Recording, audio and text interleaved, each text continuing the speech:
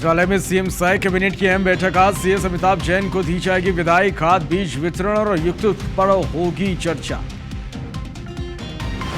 रायपुर में नशेड़ी युवतियों का हंगामा। सोसाइटी अध्यक्ष पर हमला कर किया जख्मी। अध्यक्ष के गाली गलौज करने से नाराज होकर किया अटैक। अंबिकापुर में अधेड़ ने किया नाबालिग से दुष्कर्म। धमकी देकर कई बार किया शारीरिक शोषण। पुलिस ने किया गिरफ्तार।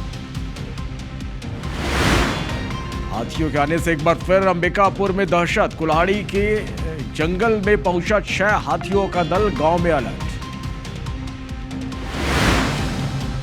मध्य प्रदेश छत्तीसगढ़ में मानसून ने पकड़ी रफ्तार। अगले 2 दिन के लिए बना स्ट्रॉन्ग सिस्टम। दोनों प्रदेशों में आज से हैवी रेन की संभावना।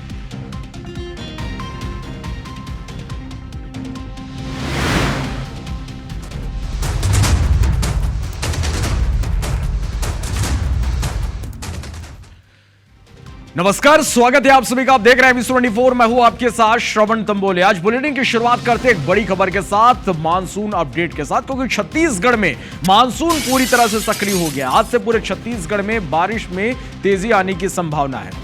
राजधानी और बिलासपुर में तेज आंधी पानी की चेतावनी मौसम विभाग ने जारी की है। लगातार हो रही बारिश से रायपुर के तापमान में गिरावट दर्ज की गई है। रायपुर में अधिकतम तापमान 30 डिग्री सेल्सियस दर्ज किया गया है। तो ये बड़ी खबर आप तक पहुंचा है राजधानी रायपुर से, जहां छत्तीसगढ़ में अब मानसून पूरी तरह से सक्रिय हो गया है। आज से पूरे छत्तीसगढ़ में बारिश में तेजी आने की संभावना है। राजधानी रायपुर और बिलासपुर में तेज आंधी चलने की भी चेतावनी मौसम विभाग ने जारी की है। लगातार हो रही बारिश से रायपुर के तापमान में गिरावट दर्ज की गई है। रायपुर में अधिकतम तापमान 30 डिग्री सेल्सियस दर्ज किया गया है। तो यह बड़ी खबर इस वक्त की। जगह जगह अब जल भराव की भी तस्वीरें निकलकर सामने आ रही है। लगातार बारिश की वजह से जनजीवन पर भी असर देखने को मिल रहा है। छत्तीसगढ़ में मानसून अब पूरी तरह से सक्रिय हो गया है। आज से पूरे छत्तीसगढ़ में बारिश में तेजी आने की संभावना है। बात करें राजधानी रायपुर और बिलासपुर की, तो यहाँ मौसम विभाग ने तेज आंधी चलने की संभावना जताई है। जोरदार बारिश को लेकर मौसम विभाग ने यहाँ अलर्ट जारी किया है। लगातार हो रही बारिश से रायपुर के तापमान में भी भारी गिरावट दर्ज की गई है। रायपुर में अधिकतम तापमान इस वक्त 30 डिग्री सेल्सियस दर्ज किया गया है। तो बड़ी खबर राजधानी रायपुर से, छत्तीसगढ़ में मानसून अब पूरी तरह से सक्रिय है। आज भी सुबह से बारिश का दौर जारी है। छत्तीसगढ़ में अब बारिश में तेजी आने की संभावना है। राजधानी और बिलासपुर के लिए मौसम विभाग ने विशेष अलर्ट जारी किया है। तेज आंधी चलने की संभावना मौसम विभाग ने जताई है। इसके साथ ही भारी बारिश को लेकर भी मौसम विभाग ने चेतावनी जारी की है। लगातार हो रही भारी बारिश से रायपुर के तापमान में गिरावट दर्ज की गई है। रायपुर में अधिकतम तापमान 30 डिग्री सेल्सियस दर्ज किया गया है।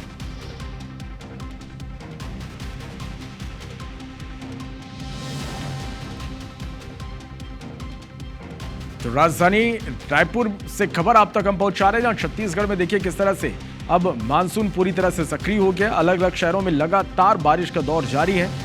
भारी बारिश की वजह से जनजीवन पर भी इसका असर पड़ा है और नदी नाले भी अब उफान पर हैं। मौसम विभाग ने बारिश को लेकर अलर्ट जारी किया, तो वहीं प्रशासन ने भी अपनी तैयारी कर रखी है और राजधानी रायपुर में भी सुबह से बारिश का दौर जारी है। इसके साथ ही मौसम विभाग ने राजधानी रायपुर और बिलासपुर में तेज आंधी चलने की संभावना जताई है। इसके साथ ही भारी बारिश को लेकर मौसम विभाग ने अलर्ट जारी किया है। लगातार बारिश की वजह से अब तापमान में गिरावट दर्ज की गई है। अधिकतम तापमान 30 डिग्री सेल्सियस दर्ज किया गया है।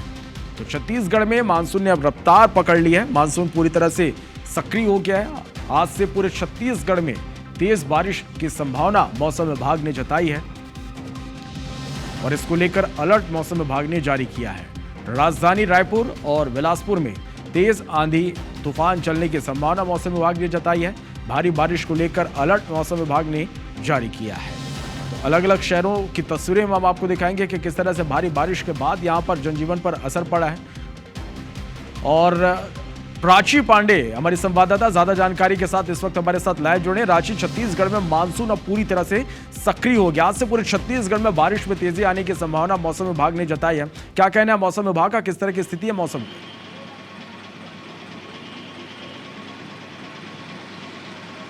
जी बिल्कुल, शुक्रवार देर रात से बारिश का जो दौर है वो पूरे प्रदेश भर में हम देख रहे हैं और लगातार रुक रुक कर पूरे प्रदेश भर के अधिकांश जिलों में बारिश हो रही है। और फिलहाल अगर राजधानी रायपुर की बात करें तो पिछले 24 घंटों से लगातार बारिश हो रही है और आने वाले 24 घंटों में भी मौसम कुछ इसी प्रकार रहने वाला है, यानी कि बारिश जो है लगातार होती रहेगी। इसके अलावा आपको बता दें कि रायपुर, बिलासपुर, दुर्ग और बस्तर संभाग में बारिश का जो दौर है वो पूरे आने वाले 3 दिनों तक इसी तरीके से जारी रहने वाला है। इसके अलावा राजधानी रायपुर और बिलासपुर में आज तेज आंधी के साथ भारी बारिश की संभावना जताई गई है, जिससे कहीं ना कहीं तापमान में भी गिरावट आने की संभावना जताई जा रही है।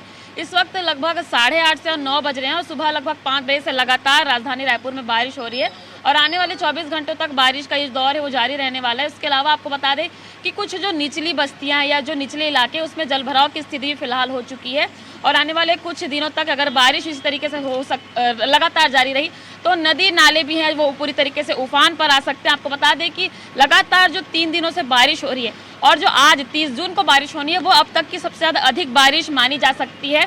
और इसके अलावा आपको बता दें कि 30 जून यानी आज के बाद से जो भी बारिश होगी, बारिश में कहीं ना कहीं तीव्रता देखी जा सकती है, यानी कि 30 जून से मानसून जो है वो पूरी तरीके से रफ्तार पकड़ लेगा और बारिश की तीव्रता में अब तेजी आ सकती है। चलिए, तो तेज बारिश की संभावना भी मौसम विभाग ने जताई। प्राची हमारे साथ बने रहिएगा। जशपुर से प्रियन जिंदल हमारे साथ लाइव जुड़ गए, तो वहीं कोंडा गांव से अंजय यादव भी हमारे साथ लाइव जुड़ गए हैं। जशपुर का रुख करते हैं, प्रियल के पास चलते हैं। प्रियल, भारी बारिश का दौर यहाँ भी जारी है, किस तरह की स्थिति अब यहाँ पर बनी हुई है भारी बारिश के बाद? निश्चित देखिए, आज 10वां दिन है और लगातार जो यहाँ पर जिले में लगभग बारिश जो है रुक रुक के 10 दिन लगातार हो रही है। और जिले की अगर बात करें तो कहीं पर भी अगर जहाँ देखा जा रहा है कि जो नल जो यहाँ पर पहाड़ी क्षेत्र है उस क्षेत्र में ज्यादा हो रही है, लेकिन नदी नाले भी यहाँ पर उफान पे है। कुछ दिन पहले हमने यहाँ पर दिखाया था कि खरसोता का पुल भी जो था वहां पर भी जो है एक ट्रैक्टर चालक फंसा था और उसी तरह बारिश ने जो यहाँ पर कहर ढाया है, वहां पर कई सड़क भी जो है यहाँ पर टूट के अलग हो चुकी हैं। अगर हम यहाँ पर पमसाला पुल की भी बात करें तो उसमें भी महज 3 फीट ही बचा है कि वहां पर पानी जो है पुल को अब छुआने बाकी है, कहा जा सकता है। और जिस तरीके से तस्वीरें देख रहे हैं जिले में, लगभग बारिश जो हो रही है यहाँ पर 2400 से मिलीमीटर से ऊपर अभी तक आपको बता दूं यहाँ पर जो बारिश यहाँ दर्ज की जा चुकी है। और यहाँ पर जो बच्चे हैं, बच्चों के जीवन में भी यहाँ अस्त व्यस्त देखा जा रहा है, क्योंकि वो स्कूली जो जा रहे हैं उनके भी काफी कपड़ों में कीचड़ देखने को मिल रहा है। जी चलिए, तो यहाँ पर जनजीवन पर भी इसका खासा असर पड़ा है। आप हमारे साथ बने रहिएगा। कोंडा गांव का रुख करते हैं, अंजय यादव हमारे साथ बने हुए हैं। अंजय, अलग अलग जगहों की हम तस्वीरें देख पा रहे हैं और यहाँ के हालात हम देख पा रहे हैं। भारी बारिश के बाद जनजीवन पर असर पड़ा है, यहाँ किस तरह की तस्वीरें आप देख पा रहे हैं बारिश के लेकर? जी बिल्कुल, इस वक्त मैं कोंडा गांव के एक ग्रामीण खेत नजारा है वो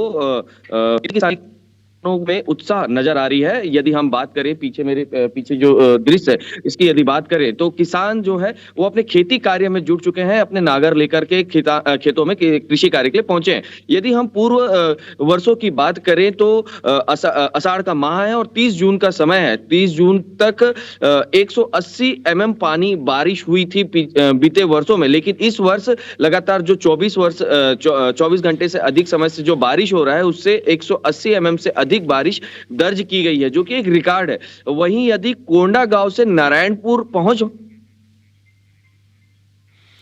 चलिए, तो अब भारी बारिश का असर भी लगातार देखने को मिल रहा है। आप सभी का, प्राची, प्रियल और अंजय, आप सभी का हमारे साथ जुड़ने के लिए, तमाम जानकारी के लिए बहुत बहुत शुक्रिया। तो भारी बारिश के बाद लगातार अब जनजीवन पर भी इसका असर पड़ रहा। मौसम विभाग ने अब बारिश में तेजी आने की संभावना जताई है। खास करके रायपुर और बिलासपुर में तेज आंधी चलने के साथ ही भारी बारिश को लेकर मौसम विभाग ने अलर्ट जारी किया है।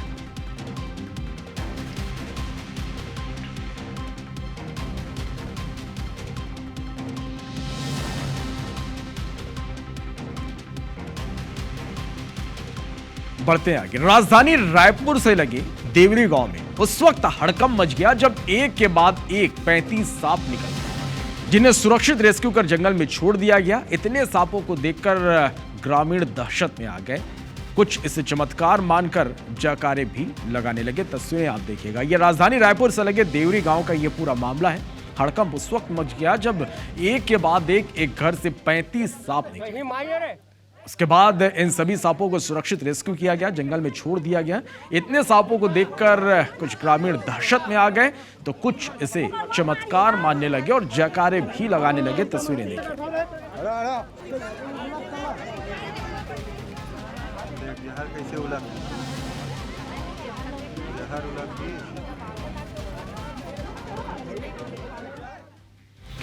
बढ़ते आगे अंबिकापुर से खबर है, जहां कुल्हाड़ी गांव के जंगल में 6 हाथियों का दल पहुंच गया है। हाथियों के आने से ग्रामीणों में दहशत है। आसपास के गांव में वन विभाग ने अलर्ट जारी किया है। वन विभाग की टीम मॉनिटरिंग कर रही है। तो बड़ी खबर आप तक हम पहुंचा दें अंबिकापुर से, जहां कुल्हाड़ी के जंगल में 6 हाथियों का दल पहुंचा है। हाथियों के आने से ग्रामीणों में दहशत का माहौल है। आसपास के गांव में वन विभाग ने अब अलर्ट जारी कर दिया है। वन विभाग की टीम लगातार मॉनिटरिंग कर रही है।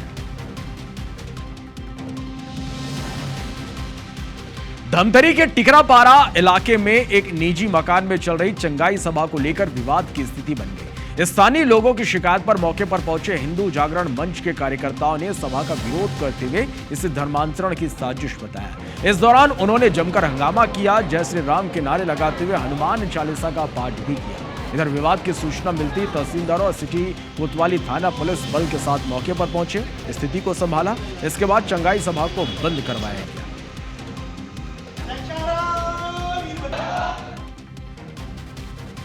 शहर में अलग अलग वार्डों में चंगाई सभा चल रहा है, जो क्या बोलते हैं गैर रूप से चलाया जा रहा है। गांव वाले लोगों को यहाँ लाकर कि हम आपका इलाज ऐसे कर देंगे, प्रार्थना करने से आप ठीक हो जाएंगे, इस टाइप से इन्हें लाकर यहाँ इलाज किया जा रहा था उनका। इससे पूर्व में भी जो है नगर में अन्य धार्मिक संगठनों के द्वारा शासन प्रशासन तक इस बात को विरोध के माध्यम से पहुंचाया जा चुका है।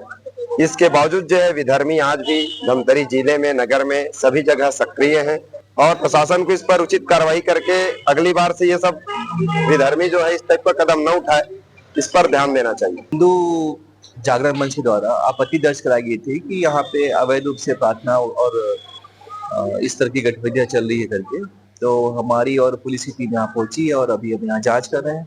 जांच के बाद विधिवत कार्रवाई की जाएगी। छत्तीसगढ़ में धर्मांतरण को लेकर माहौल गरमाया हुआ है। रविवार को बिलासपुर और धमतरी में ऐसी खबरें आई जिसमें चंगाई सभा के नाम पर धर्मांतरण की साजिश के आरोप लगाए गए। रिपोर्ट देखिए। दिख रही ये 2 तस्वीरें बिलासपुर और धमतरी की हैं। इन दोनों जगहों पर चंगाई सभा की आड़ में धर्मांतरण का विरोध किया जा रहा है। बिलासपुर के केवटपारा में प्रार्थना सभा चल रही थी। इसी दौरान हिंदू संगठनों से जुड़े लोगों ने वहां पहुंचकर धर्मांतरण की साजिश का आरोप लगाया, हंगामा कर दिया। मैंने बताया ना कि दोनों पक्षों से आवेदन लिया गया है और दोनों पक्ष में से एक व्यक्ति का आरोप है कि एक भीड़ से अज्ञात किसी व्यक्ति के द्वारा पत्थर फेंका गया, जिससे उसके चेहरे पे सामान्य चोट लगी है। पुलिस के द्वारा उसका आवेदन लिया गया है। आवेदन पर से जांच कर अग्रिम वैधानिक कार्रवाई की जाएगी। कुछ ऐसा ही मामला धमतरी के टिकरापारा से सामने आया। यहाँ एक मकान में चल रही चंगाई सभा को लेकर विवाद की स्थिति बन गई। स्थानीय लोगों की शिकायत पर मौके पर पहुंचे हिंदू जागरण मंच के कार्यकर्ताओं ने सभा का विरोध किया। जागरण मंच के द्वारा आपत्ति दर्ज कराई गई थी कि यहाँ पे अवैध रूप से प्रार्थना और इस तरह की गतिविधियां चल रही है करके, तो हमारी और पुलिस की टीम यहाँ पहुंची है और अभी हम यहाँ जांच कर रहे हैं। जांच के बाद विधिवत कार्रवाई की जाएगी। फिलहाल पुलिस प्रशासन के हस्तक्षेप के बाद मामला शांत हो गया, लेकिन आए दिन ऐसे मामलों को लेकर सवाल उठ रहे हैं। Bureau report, IBC24। बढ़ते आगे रायपुर से खबर है, जहां मंत्रालय में कैबिनेट की आज एक अहम बैठक होगी। सीएम विष्णु देसाई की अध्यक्षता में यह बैठक होगी। सीएस अमिताभ जैन को आज विदाई दी जाएगी। आज सीएस अमिताभ जैन सेवानिवृत्त हो रहे हैं और इसके साथ ही खाद बीज वितरण और युक्तिकरण पर भी आज बैठक में चर्चा होगी। नए शिक्षा सत्र की तैयारियों पर भी चर्चा संभव है। तो ये बड़ी खबर आप तक पहुंचा रहे रायपुर से। सौरभ हमारे संवाददाता फोन लाइन पर जुड़ गए। सौरभ, आज साय कैबिनेट की महत्वपूर्ण बैठक होने जा रही है, किन किन मुद्दों पर चर्चा होगी, क्या बड़े फैसले लिए जा सकते हैं? बिल्कुल, देखिए श्रवण, आज साय कैबिनेट की बैठक है मंत्रालय में दोपहर 12 बजे और इस दौरान कई विभागों के अहम प्रस्ताव पर चर्चा होगी। लेकिन सबसे महत्वपूर्ण ये है कि चीफ सेक्रेटरी अमिताभ जैन की आज विदाई होने जा रही है और आज कैबिनेट में ही विदाई दिए जाएंगे और नए जो है मुख्य सचिव छत्तीसगढ़ को आज मिलने वाला है। अभी तक ये तय नहीं हो पाया है कि नए मुख्य सचिव कौन होंगे, लेकिन 3-4 जो प्रमुख नाम जो दौड़ में हैं उसमें सबसे पहला नाम जो है मनोज पिंगुआ का है। इसी तरीके से दूसरा नाम सुब्रत साहू का है, एक अमित अग्रवाल है। तो ऐसे 3 से 4 जो प्रमुख IAS है जिनका कैडर काफी पुराना है, मतलब 92-94 बैच के जिनके कैडर हैं, उनको ये बड़ी जिम्मेदारी आज मिल सकती है इनमें से किसी एक को। उसके अलावा छत्तीसगढ़ में अभी खरीफ फसल की जो है तैयारी देखी जा रही है, तो खाद का क्या भी स्थिति है, क्योंकि खाद को लेकर आपको मालूम ही है कि लगातार खबरें आती रहती है कि खाद की कमी हो रही है। इसी तरीके से नए शिक्षा सत्र की भी शुरुआत हो चुकी है और जैसे हमने दिखाया है कि स्कूलों में अब तक किताब नहीं पहुंची है, तो इस मुद्दे पर भी चर्चा होगी। इसी तरीके से आगामी मानसून सत्र है, तो मानसून सत्र से संबंधित जो विधेयक हैं उसको भी जो है हरी झंडी दी जा सकती है और एक हो सकता है कि धर्मांतरण संबंधित विधेयक के प्रस्ताव पर जो है कैबिनेट हरी झंडी दे दे आज की इस बैठक में। इसी तरीके से और भी अन्य विभागों के जुड़े मुद्दे हैं जिस पर चर्चा होगी, इसके बाद फिर निर्णय लिए जाएंगे। चलिए, तो अपडेट हम दर्शकों तक पहुंचाएंगे। बहुत बहुत शुक्रिया सौरभ पूरी जानकारी के लिए। बढ़ते आगे, रायपुर से खबर, जहां बिहार चुनाव के लिए कांग्रेस ने 58 ऑब्जर्वर नियुक्त किए हैं। छत्तीसगढ़ के 4 नेताओं को जिम्मेदारी मिली है और इसमें पूर्व मंत्री अमरजीत भगत, पूर्व विधायक शैलेश पांडे, संगठन से जुड़े दीपक मिश्रा और वरिष्ठ नेता भुवनेश्वर बघेल का नाम शामिल है। तो ये बड़ी खबर आप तक पहुंचा रहे हैं रायपुर से, जहां बिहार चुनाव के लिए कांग्रेस ने ऑब्जर्वर नियुक्त किए हैं। 58 ऑब्जर्वर नियुक्त किए गए हैं। छत्तीसगढ़ के 4 नेताओं को जिम्मेदारी दी गई है। राजेश मिश्रा हमारे संवाददाता फोन लाइन पर जुड़े हैं। राजेश, बिहार चुनाव के लिए 58 ऑब्जर्वर नियुक्त किए, जिनमें 4 नेताओं के नाम छत्तीसगढ़ से हैं। जी बिल्कुल, अगर हम बात करें तो बिहार चुनाव नजदीक आ चुका है और उसको लेकर कांग्रेस ने तैयारी भी शुरू कर दी है। काफी सीरियसली इस चुनाव को कांग्रेस ले रही है। कांग्रेस ने इसको लेकर 58 ऑब्जर्वर नियुक्त किए और छत्तीसगढ़ के जो 4 सीनियर नेता हैं जो काफी अनुभवी हैं उनको इस बार मौका दिया गया। पूर्व मंत्री अमरजीत भगत जो है उनको ऑब्जर्वर बनाया गया है। पूर्व विधायक शैलेश पांडे उनको बनाया गया है। संगठन जो इसमें अच्छा काम कर रहे हैं दीपक मिश्रा उनको जिम्मेदारी दी गई। इसके अलावा एक वरिष्ठ नेता है भुवनेश्वर बघेल, उनको शामिल किया। तो 4 बड़े नेताओं को बिहार चुनाव का ऑब्जर्वर बनाया गया है।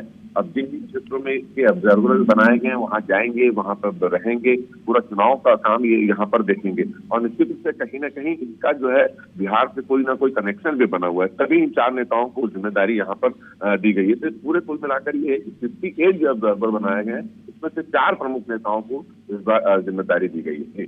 चलिए, बहुत बहुत शुक्रिया आपका इस पूरी जानकारी के लिए।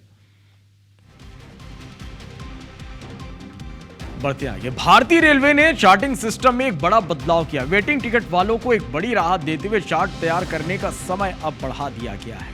अब ट्रेन खुलने से 8 घंटे पहले चार्ट तैयार हो जाएगा। अभी तक 4 घंटे पहले रिजर्वेशन चार्ट तैयार किया जाता था। इसके साथ ही अब सुबह 2 बजे से पहले रवाना होने वाली ट्रेनों के लिए चार्ट एक दिन पहले रात 9 बजे ही बना दिया जाएगा। रेलवे के इस कदम से वेटिंग टिकट वाले यात्रियों को समय रहते जानकारी मिल जाएगी, जिससे वो कोई दूसरी व्यवस्था कर सके। बढ़ते आगे, रायपुर में देवर्षि नारद जयंती समारोह का आयोजन हुआ, जिसमें पत्रकारों को उत्कृष्ट काम के लिए सम्मानित किया गया। IBC 24 के आउटपुट हेड वरिष्ठ पत्रकार सतीश सिंह ठाकुर को देवर्षि नारद पत्रकारिता सम्मान से सम्मानित किया गया। दूरदर्शन के कार्यक्रम प्रमुख प्रदीप कुमार श्रीवास्तव समारोह में मुख्य अतिथि के रूप में शामिल हुए। वहीं पाजन नई दिल्ली के संपादक हितेश शंकर मुख्य वक्ता के तौर पर मौजूद रहे। उन्होंने राष्ट्रीय सुरक्षा में पत्रकारिता की भूमिका विषय पर संबोधित किया। उन्होंने कहा कि पत्रकारिता में समय के अनुसार आज प्रोफेशनल को बेहद आवश्यक माना जा रहा। कार्यक्रम के दौरान फोटो जर्नलिस्ट दीपक पांडे को वरिष्ठ पत्रकार रमेश नेयर स्मृति सम्मान और एंकर मधुमिता पाल को वरिष्ठ पत्रकार बबन प्रसाद मिश्र स्मृति सम्मान दिया गया।